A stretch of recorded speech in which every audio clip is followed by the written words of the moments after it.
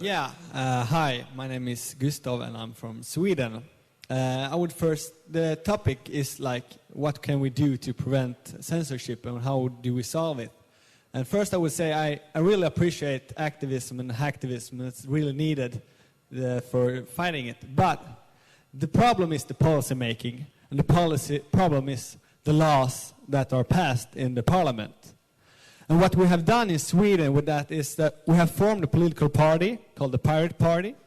We have made it into the European Parliament, and we have replaced the bad parliamentarians. So now we are voting for the good laws. So my question is, what does it take for other countries to form another party that will take in place into the parliament to change the laws? That's what we need, and that's what we can do. I guess in that respect, the Pirate Party is sort of like a grassroots movement. So it came out of the public. It's related to a special interest, and it's just covering one small angle of society. And I think for the future, this is what we need. We need groups that do not try to cover all the big aspects of society that we have, but rather very focused groups that have an expert understanding of these things. So in that respect, the Pirate Party is something that is forming and it's spreading all over Europe, and it's representing one facet of society that is very important to be kept up. So, Hi. I just wanted to let you guys know that I'm very much interested in helping out with this newly founded organization. And just that was my comment, basically. Okay, a room full of people. Like to remember this face.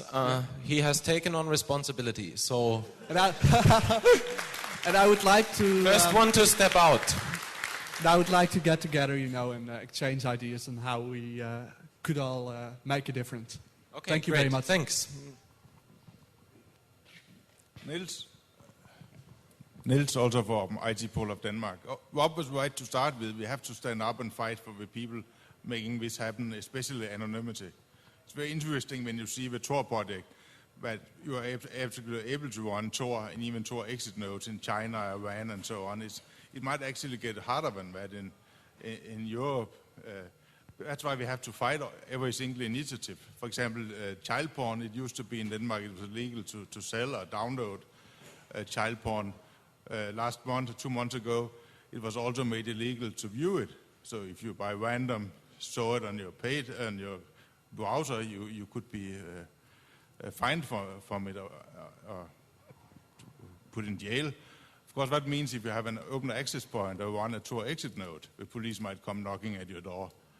So we have a chilling effect against anonymity here. And the same thing for the HAR law, there might be a fine for having an open access point. The next step will be for a Tor exit node. So we have to fight all these things, and we have to stand up that anonymity is important in itself. Okay, yes, it's agreed. Yeah, so very quickly to answer that, there are a bunch of different pieces of that problem that we need to solve. The technology is an important piece, but there's a lot more past that.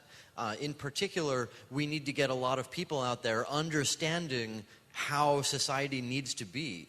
It's not, this stuff is bad, it needs to be censored, and we're going to tell you a big list of everything but not let you see the list of stuff we should censor.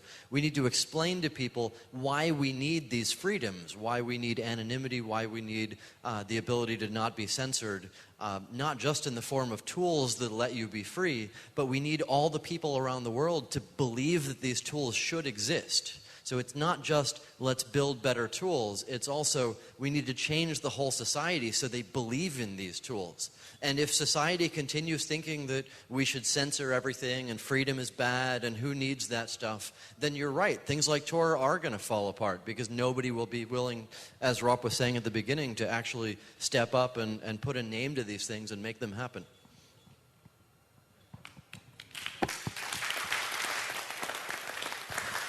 So, 2 more quick questions, hopefully, and thanks. My name's Stuart. I guess my question would be, is anything at all going on at an international level coordinating this effort?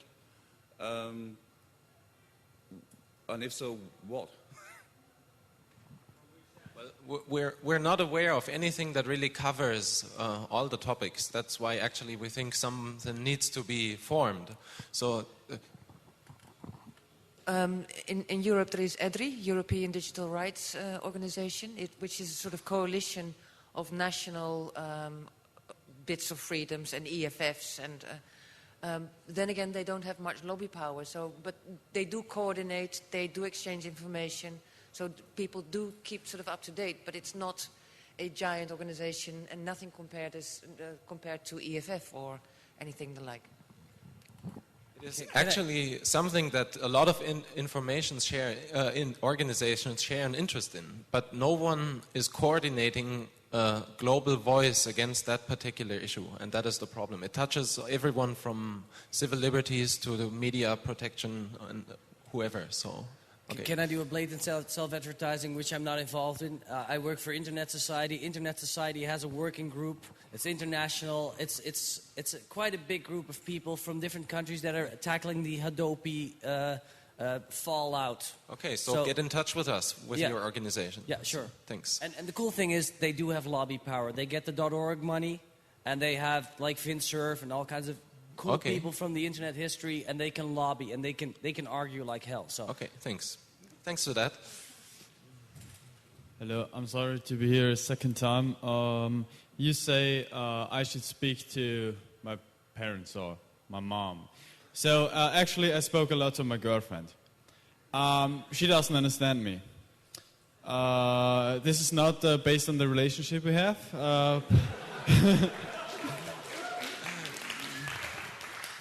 But based on the loop, I say, okay, well, the German government spends a lot of money to establish this this machine of censorship. Yeah, well, but child porn is bad.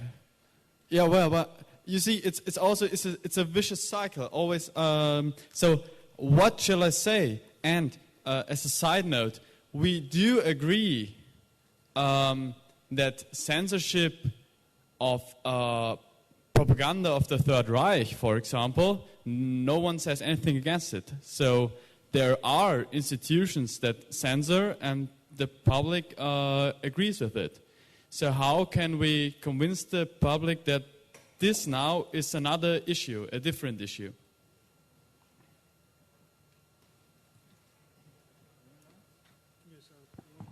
I only had a short comment to the point that the government is spending lots of money to install that censorship infrastructure. It's actually not, because the ISPs are spending that money, not the government.